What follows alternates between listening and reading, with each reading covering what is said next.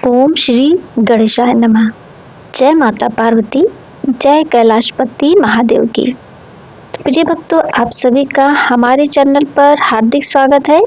आज हम आप सभी को रसपान कराएंगे पौष मास महात्म्य अध्याय 19 की अत्यंत दिव्य, रहस्यमयी और चमत्कारों से परिपूर्ण कथा का, जिसमें बाल रूप में भगवान श्री गणेश द्वारा असुरों के संहार, भक्तों की रक्षा और अपनी लीला से संपूर्ण त्रिलोकी को चकित करने का वर्णन है।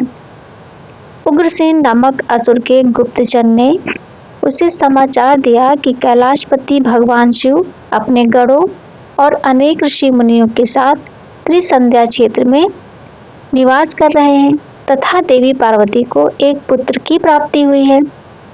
ज्योतिषियों का कथन है कि यही बालक भविष्य में असुरों का संहार करेगा। ये सुनकर उग्रसेन हंस पड़ा और बोला, जहाँ मैं इतना विशाल और महाबली हूँ, वहाँ एक नवजात शिशु मेरा क्या बिगाड़ सकता है। उसके मंत्री ने कहा, स्वामी, देवताओं की आकाशवाणी साधारण नहीं होती। अवसर रहते उस बालक का वध कर देना ही उचित है। उग्रसेन ने बात मान ली और असुरों को तैयार रहने का आदेश दिया। एक दिन अवसर पाकर वृद्धासुर पक्षी का रूप धारण कर आकाश से आया और भगवान गणेश को अपनी विशाल चोंच में दबाकर उड़ चला। तभी देवी पार्वती बाहर आई और पुत्र को न देखकर व्याकुल होकर पुकारने लगी। माता की पुकार सुनकर बाल गणेश ने असुर के मस्तक पर एक प्रहार किया, जिससे वृद्धासुर का सिर चूर्ण हो गया और वह धरती पर गिर पड़ा। देवी पार्वती दौड़कर आई और अपने पुत्र को सुरक्षित गोद में ले लिया। इसके बाद क्षेत्रासुर और कुशलासुर आश्रम में घुसे, किंतु माता को समीप देखकर छिप गए। अवसर पाकर उन्होंने बालक को उठाने का प्रयास किया। तभी गणेश ने लीला स्वरूप अपने चरण चलाए और दोनों असुर वहीं शांत हो गए। गणों ने उनके शव दूर वन में फेंक दिए। इससे असुरों में भय व्याप्त हो गया। फिर क्रूरासुर, जो मुनि बालक का वेश बनाकर आया, खेल खेल में आघात करने लगा। जब सीमा पार हुई तब गणेश ने उसका गला दबा दिया। देवी पार्वती ने दृश्य देखकर बचाने का प्रयास किया, किंतु तब तक असुर का अंत हो चुका था। इसके बाद योमासुर, जो झंझावात का रूप धारण कर सकता था, उपवेशन संस्कार के समय आंधी बनकर आया, किंतु गणेश के प्रत्याघात से वह भी मारा गया।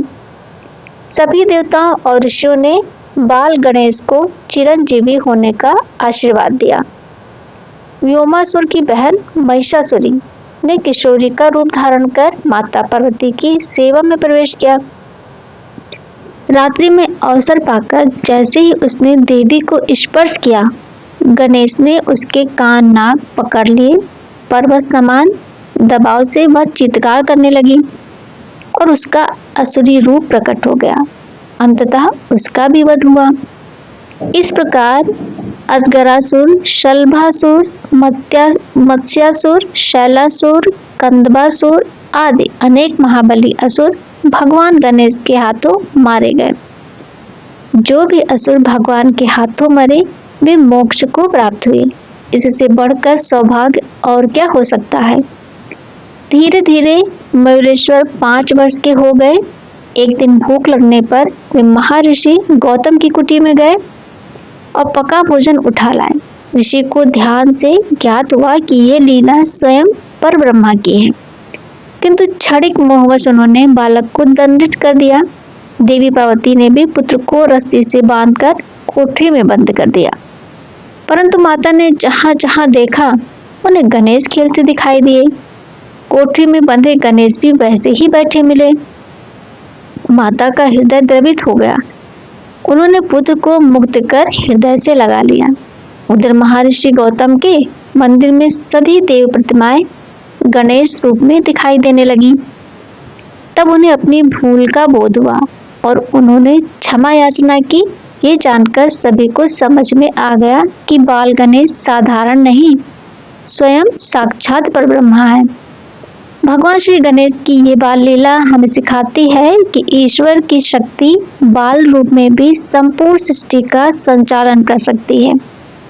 तो प्रिय भक्तों, यदि दिव्य कथा आपके हृदय को स्पर्श कर रही हो तो वीडियो को जरूर लाइक करें, अपने मित्रों और परिवार के साथ साझा करें और ऐसे ही पावन कथाओं के लिए हमारे चैनल को जरूर सब्सक्राइब करें।